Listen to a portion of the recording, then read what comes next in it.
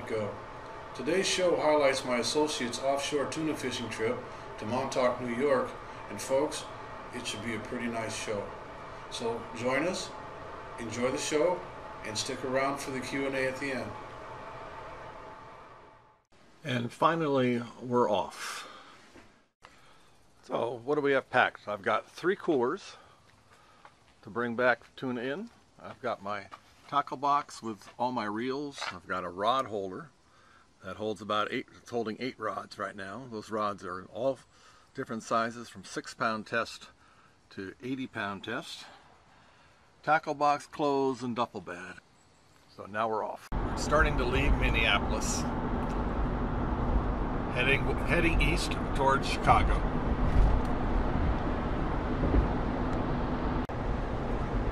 Nothing but cornfields as far as the eye can see. It looks a little bit like the ocean.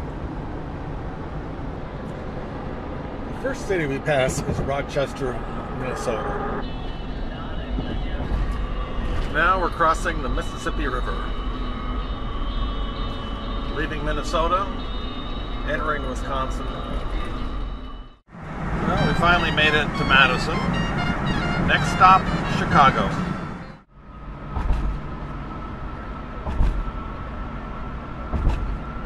This is the remnants of a hurricane that came through the eastern side of the country recently. Fortunately, the hurricane has preceded the trip and it's not going to affect the ocean in any significant way. There is another hurricane offshore, and that looks like that's going to go too far to the east to affect the tuna trip as well. Finally, as we reach city center, the traffic is picking up, so we can speed through Chicago here. I'm heading straight into downtown Chicago, into the tunnel, and then out the other side. Well, we finally made it to Chicago. As you can see, we timed our departure from Minneapolis perfectly to reach Chicago in the middle of rush hour. Expect it to take quite a while to get across the city. If you understand migrations, you'll also understand why we're going to the New York area to fish for tuna in the fall. It's because tuna start to migrate from the northern Atlantic to the southern Atlantic with the change in temperature of the upcoming winter. And welcome to Indiana, home of the lousiest rest stops on any turnpike in the country. Even the gas prices are ridiculous here in Indiana. $4 for a gallon of regular. Let's see what it's going to cost us in Ohio. Finally, we make it to Ohio. As we cross the state of Indiana, which seems to me like Dante's 7th circle of hell. Just as I thought, the gas here in Ohio is a whole lot cheaper. 30 cents a gallon cheaper than it was in Indiana.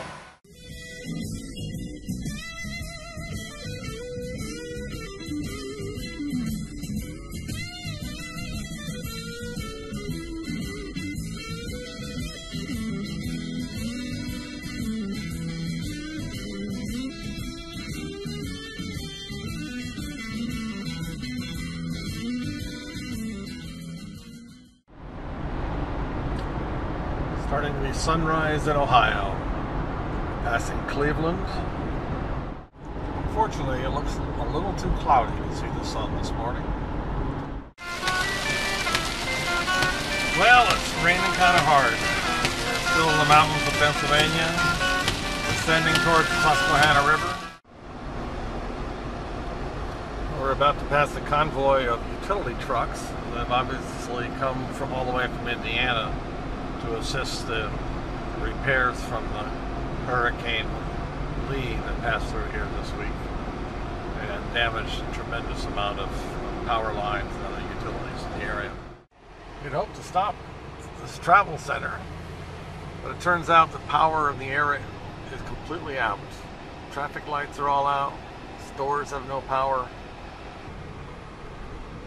gas pumps have no power.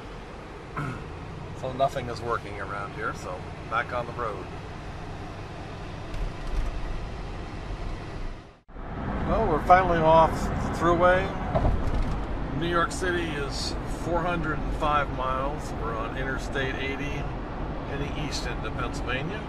We're in the mountains of Pennsylvania. Big question now, once we start to descend the Susquehanna Valley, is whether we can get across the Susquehanna River due to all the flooding. Finally, the last descent into the Susquehanna Valley. As we'll see when we cross the Hudson, the power of the rivers actually extends all the way out onto the continental shelf, at least in geological time, and creates the canyons that we'll be fishing on. We're crossing the Susquehanna River right now. You can see the flooding down at the campground down there, but the bridge, fortunately, is okay. We're coming up now on the Delaware Water Gap. Now, what a water gap is the water actually cuts a mountain range in half to create a channel. Finally, New York City appears in the distance. In 2001, I was in Washington, D.C. working on a job at a government building, and we were immediately notified of the first attack on the first tower. We then proceeded into a room to watch an airplane strike the second building, and shortly thereafter the news came of the plane hitting the Pentagon. We were asked to evacuate. We evacuated the building along with all the other government workers in Washington, and walked across town as we watched the smoke rise from the Pentagon. As we came into New York, across New Jersey, you could see the smoldering ruins of the Trade Center in the distance. So effectively, I watched the towers rise from nothing, had been to the top of the towers, and saw them smoldering in ruins as well. I was fortunate in that no one I knew died in the towers. Our next stop on the island is Freeport, which is basically a seaport in the middle of Long Island. One of the things they do out here is grow pumpkins. Finally, the expressway ends, and we enter the last stretch of the road to Montauk. We now go through the Hamptons. As you can see, the traffic out here is horrendous. Fortunately, we're going opposite to the main traffic, which is going back to New York City, big Sunday afternoon. Past the windmill.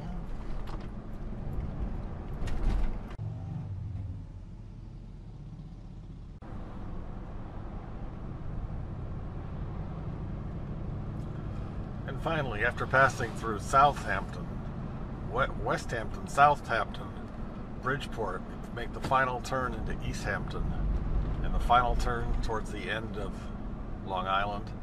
The tip of Long Island is, of course, Montauk. This is one of my favorite turns.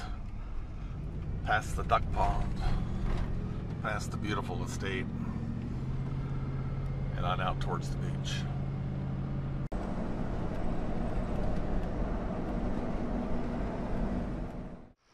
Down at the bottom, you can see a guy fishing for bluefish off the rocks.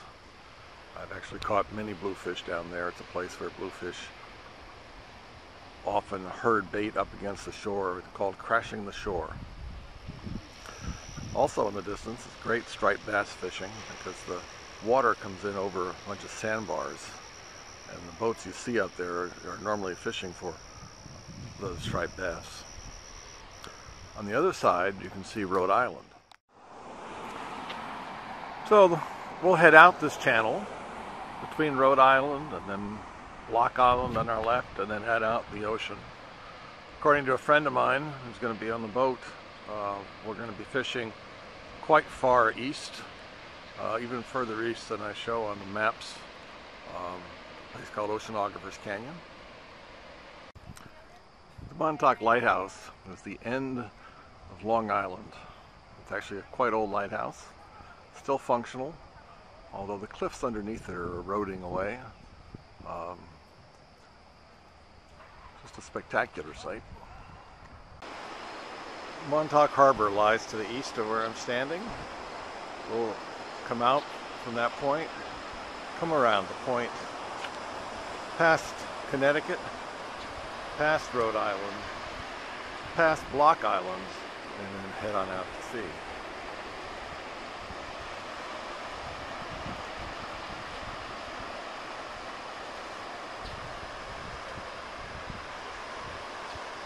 Out on the point, you can see the surf fishermen in the distance. It's a very, very fun way to fish. Quite challenging with the waves crashing against you, and the chance of a relatively large striped bass or bluefish.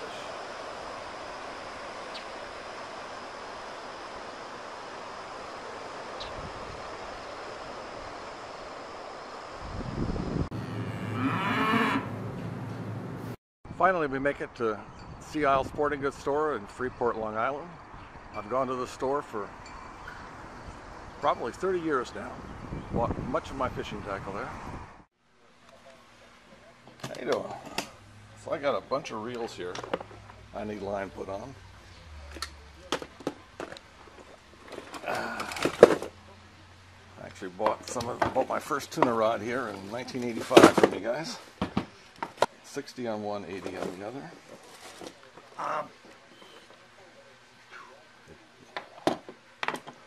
You're going to be stuck with the spool. An 1100 yard spool fills both of these. Okay. Dollar-wise, you'd be much better off. All right. Sounds good. This one goes at 50. 50? Yeah. Now, my problem is, best I can put on there is 50 would be 500 yards, which it should take. All right. Those are going to be what, 30 or 40? One's going to be 30 and one's going to be 40. Okay, you've got to buy a 500 yard spool All right. on each one. All right.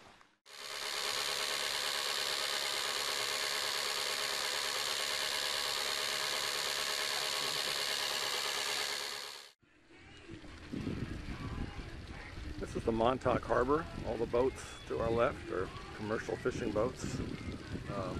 Some for charter and some just as commercial fishing boats. Sure glad to see the Star Island Yacht Club. Many large private tuna boats and other kinds of yacht type boats. Welcome to the Viking Star. This will be our home for the next 4 days. It's a very practical fishing boat and nothing else. Quite large, can hold about 100 fishermen. So walking towards the bow of the boat, you can see all the rod holders. This boat will normally carry about 100 people fishing. For this trip, there are only 10 of us fishing and probably 4 or 5 mates along with the captain.